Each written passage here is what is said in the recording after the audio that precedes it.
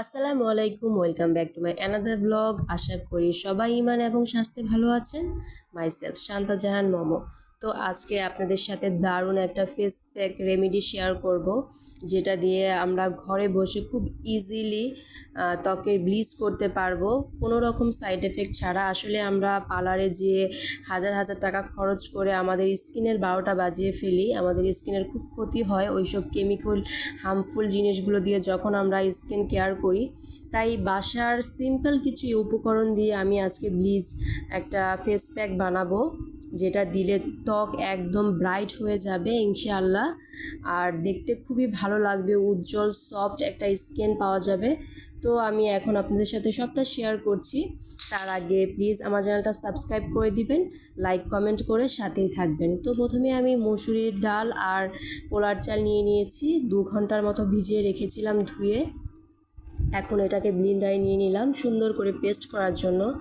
মুসুরির ডাল আর পোলার চাল আমাদের স্কিনের জন্য কিন্তু খুবই ভালো, এটা আমাদের স্কিনের ভিতর থেকে ব্লিচ করে। তো এখানে আমি ব্লেন্ডারে এই দুটো উপকরণ নিয়ে নিয়েছি। আর এটার সাথে আমি এখন দিব হচ্ছে অ্যালোভেরাটা কেটে আমি ভিতরের জেলটা নিয়েছি। তো এগুলোকে সব কটা একসাথে সুন্দর করে আমি ব্লেন্ড করে পেস্ট করে নিব। তার আগে আমি এখানে দেখতে পাচ্ছেন একটা বিটরুটকে আমি ক্রাশ করে নিয়েছি। তো এটাকে এখন আমি চিপড়াবো।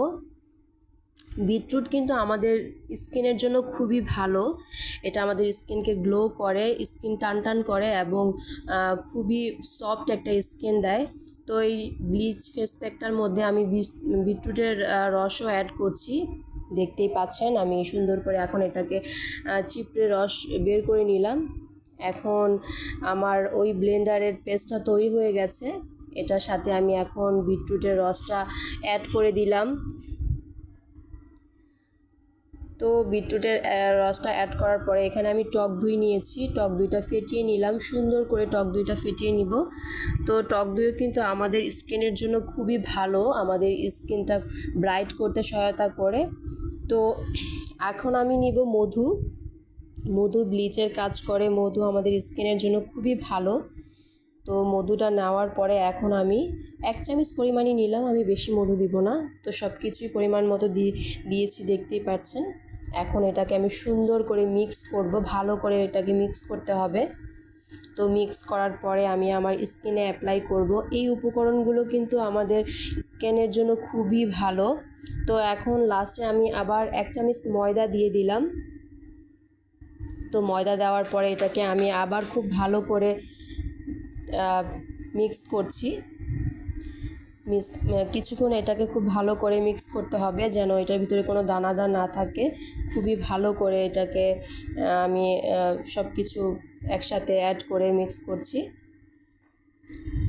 আসলে আমাদের পার্লারে যাওয়ার কোনো দরকার নাই, বাসায় বসেই কিন্তু আমরা ইজিলি খুব সুন্দর করে এভাবে ব্লিচ করতে পারি। আমি কখনোই পার্লারে যাই না, আমি সবসময় বাসায় বসে এরকমভাবে আমার স্কিনটা কেয়ার করি। তার আগে আমি নিয়েছি অলিভ অয়েল, তেলের সাথে কফি 1 চামচ। কফিটা স্কিন ব্রাইট করতে অনেক সহায়তা করে। আমি ফেস প্যাকটা দেওয়ার আগে কফির এই ফেস প্যাকটা আগে দিব, ফেস মাস্কটা। তো এখন আমি এটাই আবার দিয়ে দিলাম লেবুর রস। তো লেবুর রস সব কিছু সুন্দর করে একসাথে অ্যাড করার পরে এটাকে আমি প্রথমে স্কিনে দিব।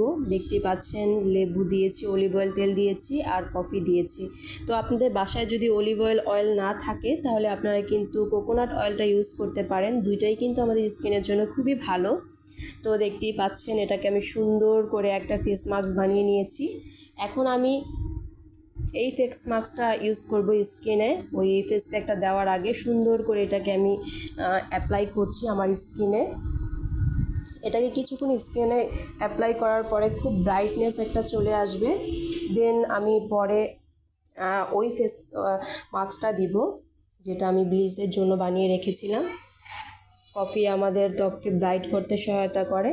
তো ওইটা দেওয়ার পরে আমি ধুয়ে ফেলেছি হাতটা। এখন আমি ফাইনালি যেই ব্লিচের ফেস প্যাকটা বানিয়েছিলাম সেটা দিয়ে দিয়েছি।